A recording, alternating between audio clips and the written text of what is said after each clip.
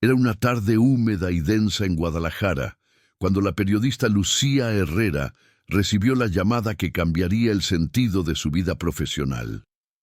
Un ex policía llamado Ramiro Cortés, actualmente preso por secuestro y extorsión, solicitaba una entrevista urgente. Decía tener información sobre una desaparición ocurrida décadas atrás, pero con un detalle desconcertante. Mencionaba a una mujer vista por última vez en Bogotá en 1992 y aseguraba que su rastro terminaba en México. Lucía, que llevaba años documentando casos sin resolver de personas desaparecidas, sintió una combinación de escepticismo y curiosidad. Las historias que llegaban desde las cárceles casi siempre eran confusas o falsas. Sin embargo, algo en el tono nervioso de Ramiro la convenció de escucharle. Antes de salir hacia el penal de Puente Grande, revisó los archivos de prensa de principios de los 90. Encontró una nota amarillenta, fechada en mayo de 1992, donde se mencionaba a una activista colombiana llamada Teresa Gaitán, reportada como desaparecida en Bogotá, después de una conferencia internacional sobre migración y derechos humanos. No había seguimiento posterior. El nombre había caído en el olvido, como tantos otros. Si estás viendo este video, te invito a suscribirte al canal y comentar desde qué parte del mundo nos estás acompañando. Este caso está basado en hechos reales, y a medida que avances, notarás que a veces la verdad tarda años en salir a la luz. Lucía llegó al penal al amanecer. El aire olía a metal oxidado y tierra húmeda. Ramiro la esperaba en una sala de visitas separada por un vidrio. Era un hombre de rostro curtido, con la mirada vacía de quien carga más de lo que quiere recordar. Dijo que había participado en un operativo de traslado de migrantes a principios de los 90. Mencionó una mujer educada, de acento distinto, que fue entregada a un grupo privado en la frontera de Tamaulipas. No era mexicana, dijo. Pedía hablar con un cónsul, lloraba, decía que la habían traído desde Sudamérica. Nadie la escuchó. Después desapareció. Lucía sintió un escalofrío. Ese fragmento coincidía con la última descripción disponible de Teresa. Una mujer de tez clara, cabello corto, mirada firme. Ramiro parecía saber demasiado para inventarlo. Cuando Lucía le preguntó por qué confesaba después de tanto tiempo, respondió sin dudar, porque ella no merecía ese destino. A veces los gritos se te quedan dentro, hasta que ya no puedes dormir. La periodista comenzó a reconstruir la historia. En los archivos de migración encontró registros incompletos de 1992 con iniciales TG, pero sin país de procedencia. Contactó con la Embajada de Colombia, que confirmó que Teresa Gaitán había viajado ese año a un congreso en Ciudad de México previo a su paso por Bogotá. La versión oficial decía que regresó a su país y luego desapareció allí, pero su boleto de avión de regreso nunca se usó. Nadie había investigado esa discrepancia. Lucía viajó a Ciudad de México para entrevistar a los pocos testigos que quedaban de aquel encuentro internacional. Una de las organizadoras, ya retirada, recordó a Teresa perfectamente. Tenía miedo. Decía que alguien la seguía desde el hotel, que había recibido llamadas extrañas. Pero en esos años, el ambiente político era tenso, lleno de desapariciones silenciosas ligadas al tráfico y la corrupción. Una mujer extranjera más que no apareciera no era prioridad para nadie. Con el apoyo de su amigo y fotógrafo Miguel Larios, Lucía se desplazó a Monterrey, donde según Ramiro Cortés se había efectuado el último intercambio. Allí encontró a un ex agente de aduanas que, tras una larga insistencia y algunas copas de mezcal, admitió haber visto a una mujer esposada y temblorosa que venía en un furgón blanco. Los registros de paso en carretera habían sido destruidos años atrás, pero el agente recordaba bien la escena.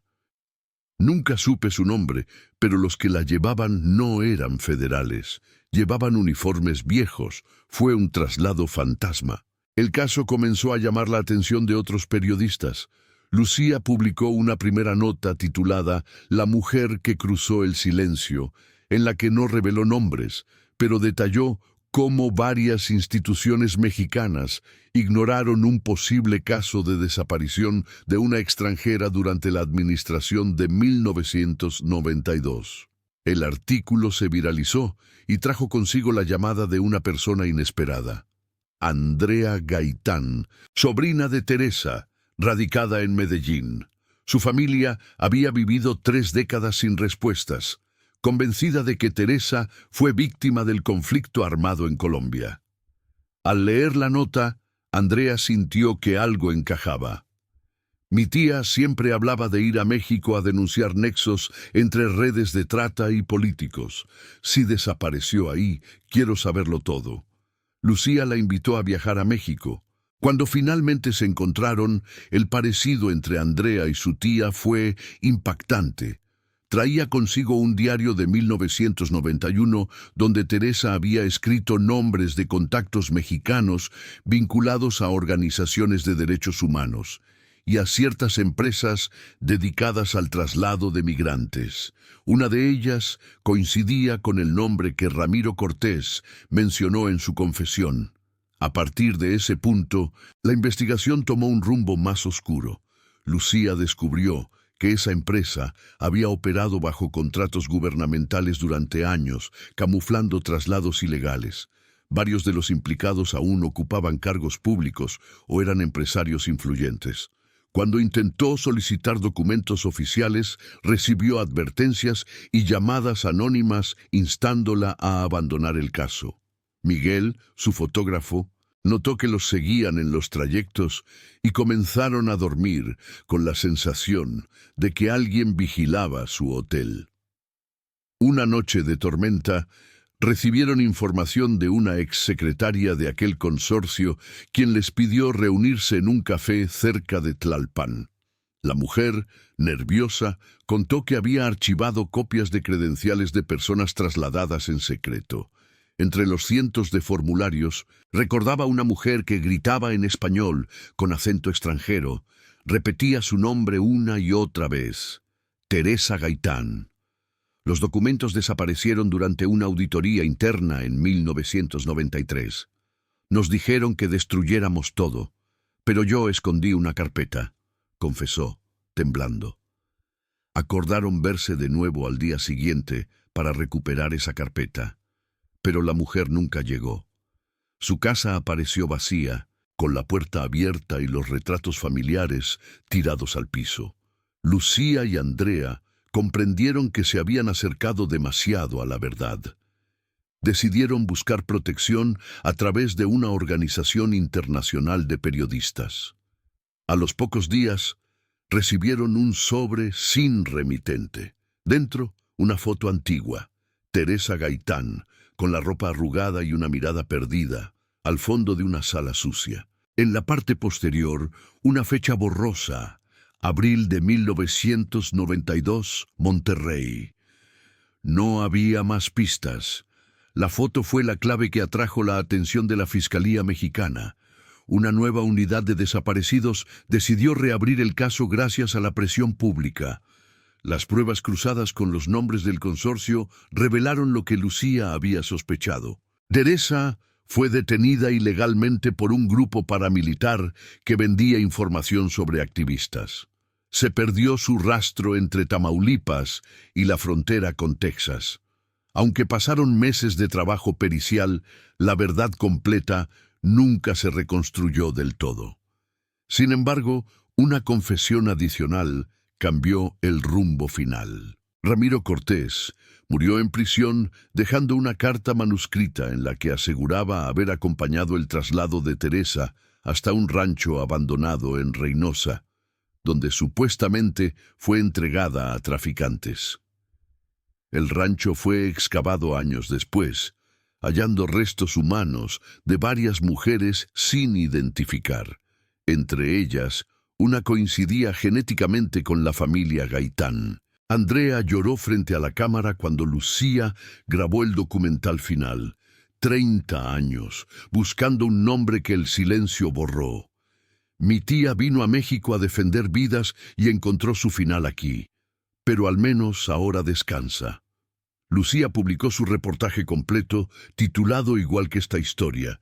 Vista por última vez en Bogotá en 1992, una confesión carcelaria desató una investigación. Fue transmitido por todo el país. La investigación destapó antiguos vínculos de desapariciones internacionales en territorio mexicano, generando la reapertura de otros casos olvidados. A veces, la justicia llega tarde, pero llega. La primera vez que escuché el nombre de Teresa Gaitán fue a través de una voz que se quebraba entre el eco de los pasillos húmedos del penal de Puente Grande. Han pasado casi 3 años desde aquella entrevista, y todavía me despierto algunas madrugadas recordando la forma en que el preso me miró a los ojos al pronunciar su nombre. Yo había llevado mi grabadora vieja, un par de libretas y una mezcla de cansancio y rutina. No esperaba encontrar una historia diferente a las que ocupaban mis días. Desapariciones sin rostro, documentos perdidos, nombres borrados del sistema. Pero ese día algo cambió. Fue Ramiro Cortés quien lo dijo. Lo recuerdo con precisión. La trajeron desde Colombia. La entregaron como si fuera un paquete. Nadie volvió a preguntar por ella. Por costumbre, suelo dividir todo lo que escucho entre lo creíble y lo inventado. Sin embargo, algo en la manera en que pronunció Colombia, ese leve acento de quien no está mintiendo, pero desearía estarlo, me hizo abrir otra página en mi libreta. Esa misma noche, mientras escuchaba el tecleo de la vieja computadora en la redacción, busqué referencias. Fue así como hallé una nota del año 1992, escrita en una tipografía borrosa. Desaparece en Bogotá la activista Teresa Gaitán, participante de un congreso latinoamericano sobre derechos humanos en México. No había seguimiento, no había cuerpo, no había explicación, solo silencio.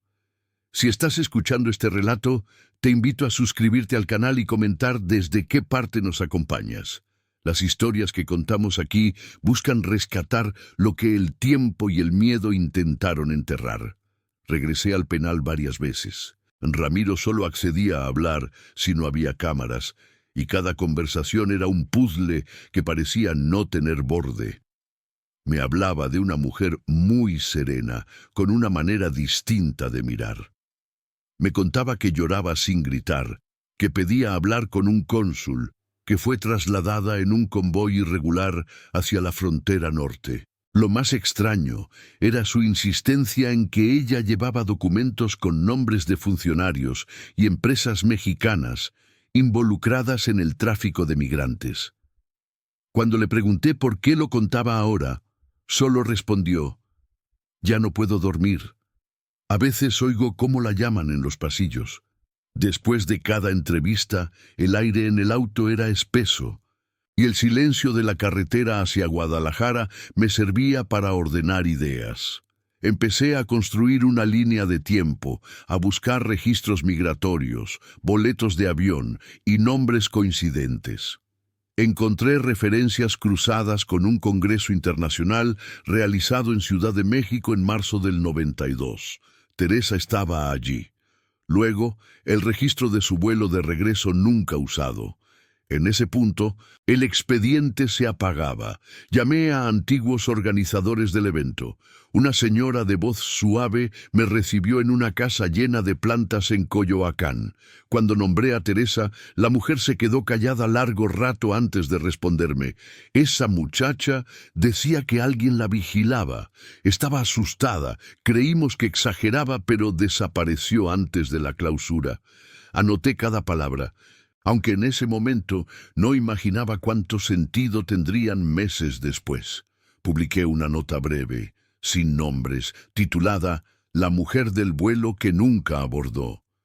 Pensé que sería una más de esas piezas que pasan sin ruido, pero esa noche mi teléfono no dejó de sonar. La prensa colombiana empezó a escribirme, familiares, periodistas, y entre todos, una persona se destacó, Andrea Gaitán, sobrina de Teresa. Andrea llegó al aeropuerto de Ciudad de México 2 semanas después.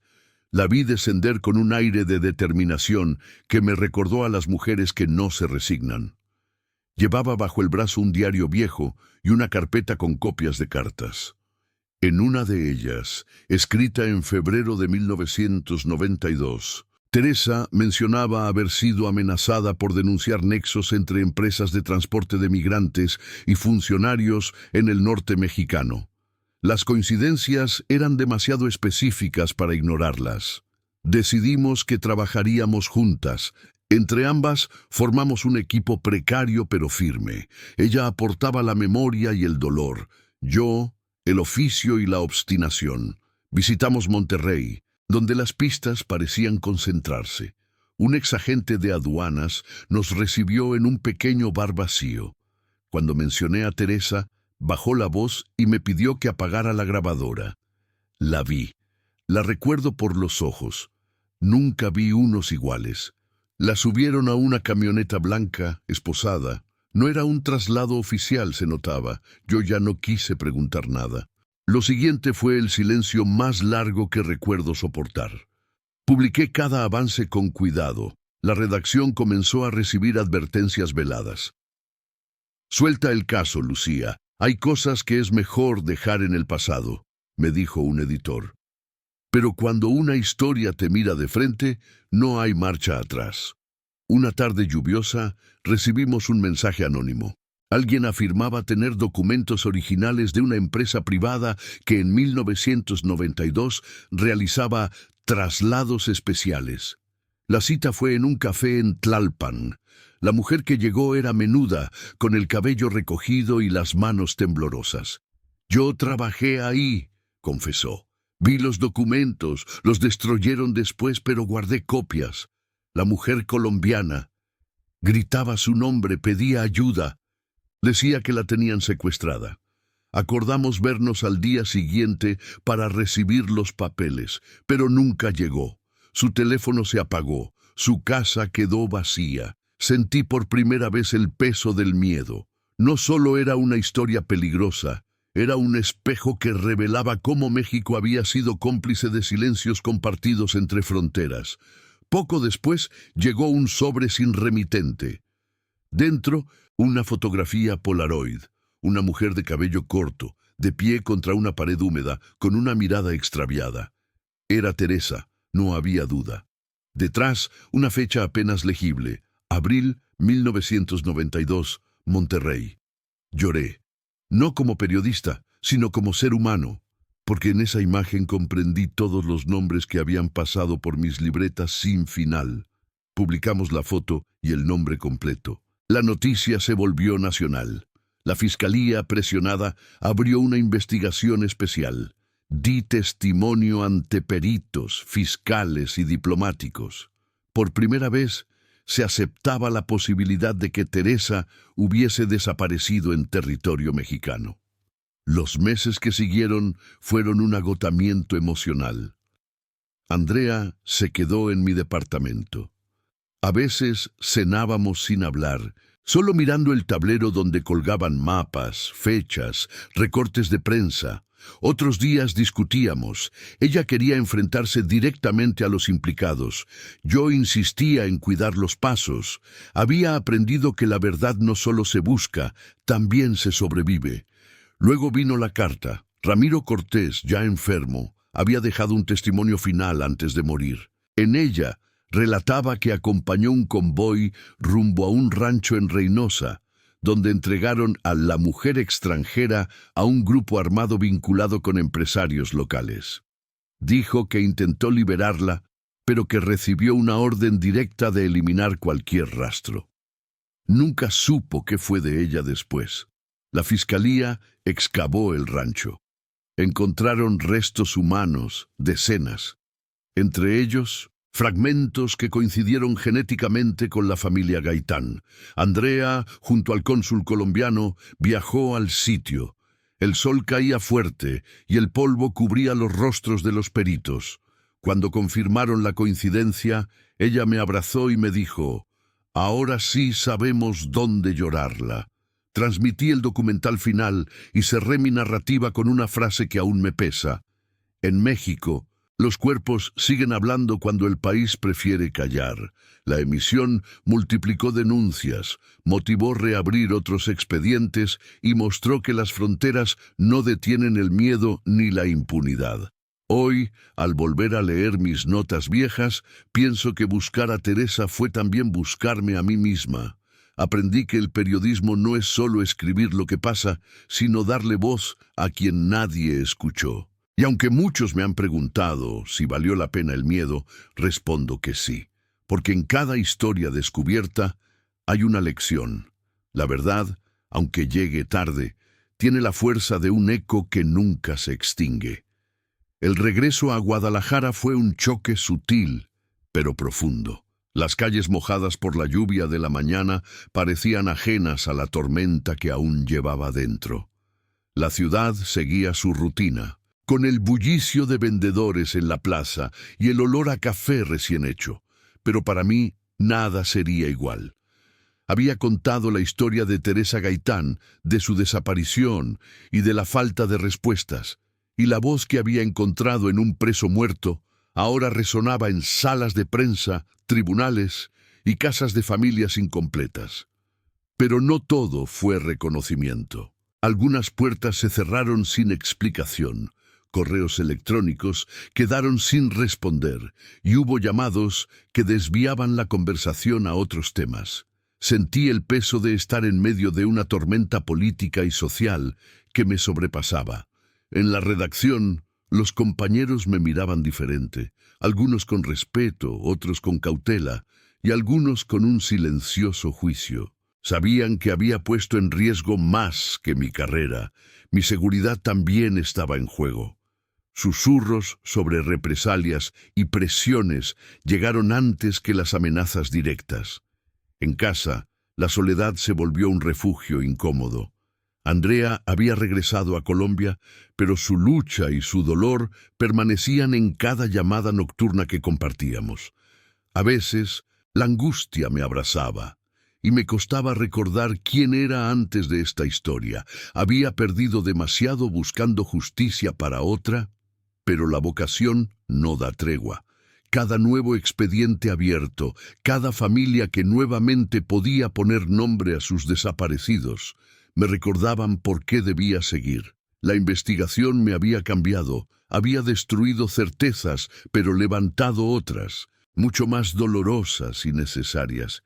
Hubo días en que pensé en dejar el periodismo de investigación, en buscar refugio en otro tipo de notas, menos peligrosas, más cómodas. Pero cuando miré una foto de Teresa que guardaba en mi escritorio, entendí que no podía hacerlo. Su rostro era la historia de miles que seguían calladas, y mi deber era romper ese silencio. La repercusión nacional abrió puertas inesperadas. Fui invitada a conferencias, recibí premios y establecí contacto con organizaciones de derechos humanos dedicadas a casos de desapariciones en México y América Latina. Sin embargo, ese brillo externo contrastaba con el desgaste físico y emocional que sentía, como si ese reconocimiento solo fuera un parche sobre heridas muy profundas. 4 años después, mientras revisaba archivos viejos en la sección de prensa, uno de mis editores me entregó una carpeta sellada. Era un informe confidencial que había llegado a su escritorio. Contenía nombres y correos electrónicos de presuntos involucrados en la cadena que llevó a la desaparición de Teresa, entre ellos algunos con cargos públicos y otros con vínculos empresariales. Era un inicio, un minúsculo pero valiente paso hacia adelante. Con Andrea retomamos el hilo interrumpido. Planeamos una publicación conjunta y una exposición fotográfica para mantener viva la memoria de Teresa y denunciar que aún había resistencia para esclarecer estos casos. Había ganado un caso, pero aún faltaba la justicia, esa que parecía tan lejana como el primer día que escuché a Ramiro en la cárcel. Entre las consecuencias personales hubo pérdidas. Amigos que antes eran confidencias, ahora alejados por miedo o conveniencia. Un esposo que no pudo soportar la sombra de amenazas crecientes, pero también hubo alianzas firmes con colegas y activistas que se convirtieron en la trama que sostuvo mi paso hacia adelante. Así, en la complejidad de la realidad mexicana, aprendí que la verdad tiene capas y que el periodismo es, ante todo, una cuestión de dignidad y coraje. Esta historia sigue, y yo también. El primer aniversario del hallazgo de los restos de Teresa coincidió con un octubre húmedo en Guadalajara. La ciudad lucía sus colores otoñales, pero yo apenas podía ver más allá de la ventana de mi oficina. Había pasado la noche revisando los documentos del informe confidencial que mi editor me entregó meses atrás. Cada nombre era una grieta en un sistema que prefería mantenerse intacto. Cada conexión revelaba un patrón que iba más allá de Teresa. Decenas de personas, muchas extranjeras, habían desaparecido en circunstancias similares durante los años 90. Miguel, mi fotógrafo y único aliado constante en estos años, llegó temprano esa mañana con café y pan dulce. Se sentó frente a mí sin decir palabra, solo observando el desorden de papeles que cubría mi escritorio. ¿Vas a seguir?, preguntó finalmente. Su pregunta no era un reproche, era genuina preocupación. Yo asentí sin levantar la vista. No había otra opción. Teresa había abierto una puerta que ya no podía cerrarse. Decidimos viajar a Reynosa, al lugar exacto donde habían excavado el rancho. Quería ver con mis propios ojos el sitio, respirar el aire que Teresa respiró en sus últimos momentos, entender desde la geografía lo que los documentos no podían explicar. El viaje fue largo y silencioso. La carretera hacia el norte se extendía monótona, flanqueada por campos secos y pueblos que parecían detenidos en el tiempo. Cuando llegamos, el rancho ya no era escena del crimen. La tierra había sido removida, los peritos se habían ido, y solo quedaban algunas cintas amarillas rotas por el viento. Un hombre mayor, vecino del lugar, se acercó con desconfianza. Le expliqué quién era y por qué estaba ahí. Su expresión cambió.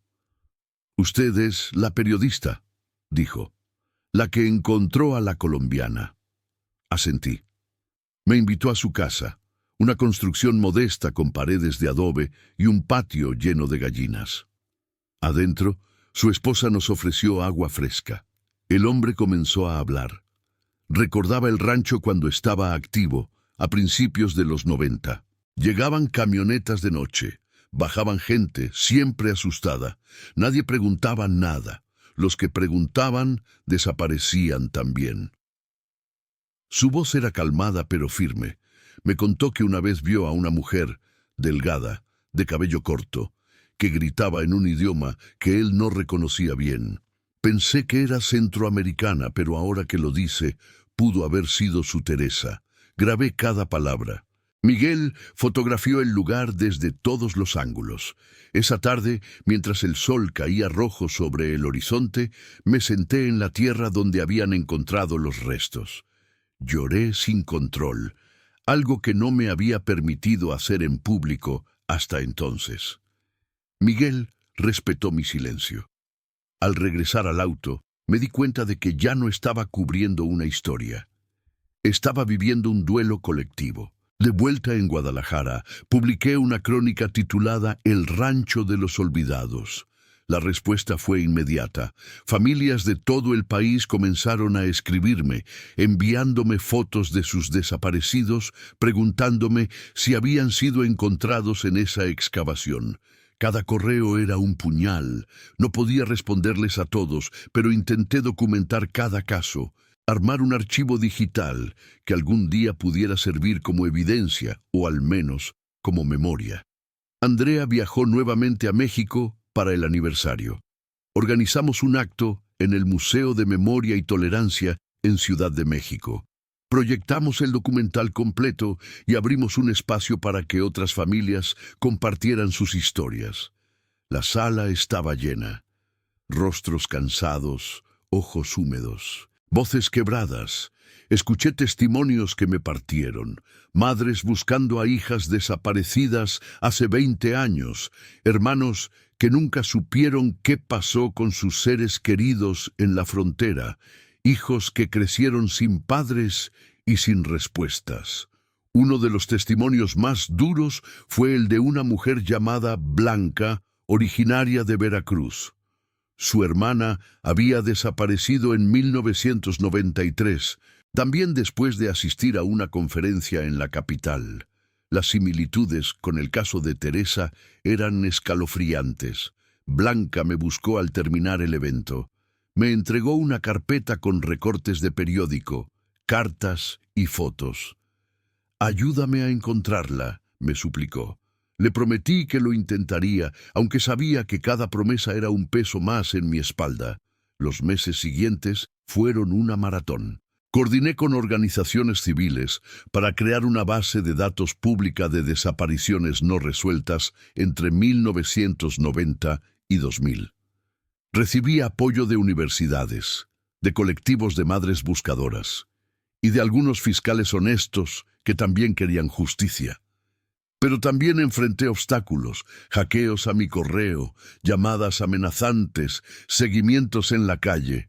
Una noche, alguien dejó un sobre en la puerta de mi casa con una sola frase: «Deja de escarbar o serás la próxima». Esa amenaza me paralizó por días. Consideré seriamente dejar todo, irme del país, cambiar de nombre. Pero cada vez que miraba la foto de Teresa en mi escritorio, recordaba su valentía. Ella no se calló y por eso la silenciaron. Si yo me callaba ahora, su muerte habría sido en vano. Hablé con Andrea. Ella me dijo algo que nunca olvidaré. «Lucía, mi tía murió defendiendo lo que creía. Tú estás viva y tienes la oportunidad de continuar esa lucha. No la desperdicies por miedo». Tenía razón, el miedo era real, pero la causa era más grande. Contraté seguridad privada, cambié mis rutinas y continué investigando. Con el apoyo de un equipo legal, presentamos una denuncia formal contra 3 exfuncionarios vinculados con la empresa de traslados. 2 de ellos ya habían muerto, pero el tercero, un empresario llamado Rodolfo Salinas, vivía cómodamente en Monterrey. La denuncia prosperó lentamente, enfrentando trabas burocráticas y presiones políticas, pero avanzaba. Durante ese proceso, recibí un mensaje inesperado. Era de la hija de Ramiro Cortés, el preso que había confesado. Me pedía verme. Accedí. Nos encontramos en un parque en Zapopan. Era una mujer joven, de mirada triste pero determinada. Me contó que su padre, antes de morir, le había entregado una libreta donde anotaba nombres y fechas de todos los traslados en los que participó. «Quiero que la tengas», me dijo. Él murió con culpa, pero al menos intentó reparar algo. La libreta era un tesoro. Contenía información que corroboraba muchas de las denuncias que habíamos recibido. La entregué a la fiscalía y con esa evidencia se abrieron investigaciones adicionales. Fue un punto de quiebre. Por primera vez, el sistema respondía. El juicio contra Rodolfo Salinas comenzó 2 años después del hallazgo de Teresa. Asistí a cada audiencia. Lo vi sentado en el banquillo, con traje impecable y expresión impasible. Durante su testimonio negó todo. Pero las pruebas eran contundentes, documentos, testimonios, la libreta de Ramiro. Fue declarado culpable de complicidad en desaparición forzada y tráfico de personas. La sentencia fue de 30 años. Cuando salí de la sala, Andrea me abrazó fuerte. «Lo logramos», susurró, pero yo sabía que eso era solo una batalla en una guerra mucho más larga. Había cientos de casos sin resolver, cientos de familias esperando. Hoy, sentada en mi oficina, mirando las montañas que rodean Guadalajara bajo un cielo despejado, pienso en todo lo que ha cambiado. La investigación sobre Teresa transformó mi vida. Me quitó tranquilidad, pero me dio propósito. Aprendí que el periodismo no es una profesión cómoda, es una trinchera donde se defiende la dignidad humana. Andrea y yo seguimos en contacto constante. Ahora trabaja con una fundación que lleva el nombre de su tía, dedicada a buscar personas desaparecidas en América Latina. Yo continúo escribiendo, documentando, exigiendo respuestas. Cada historia que cuento es un hilo que teje una red de memoria colectiva. Teresa Gaitán ya no es solo un nombre en un expediente olvidado. Es un símbolo de resistencia, de la lucha contra la impunidad, de la importancia de no callar. Y aunque su vida fue arrebatada injustamente, su historia sigue viva, gritando verdades que muchos prefieren ignorar. Esta es mi historia también, la historia de una periodista que aprendió que buscar la verdad implica perderlo todo y ganarlo todo al mismo tiempo. Y seguiré buscando, porque mientras haya un nombre sin respuesta, mi trabajo no termina.